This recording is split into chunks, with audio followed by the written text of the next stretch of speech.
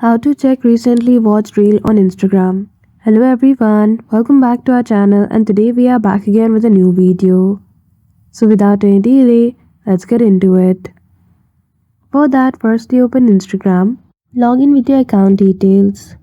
Now if you have not closed the application and want to see the recently watched reel, you can simply scroll to the down and watch it at the above. But if you unfortunately close the Instagram app and want to view the recently viewed reels, go to your profile, click on the three lines at the top right corner. Now to see the recently watched reel, you need to make sure that you have liked it.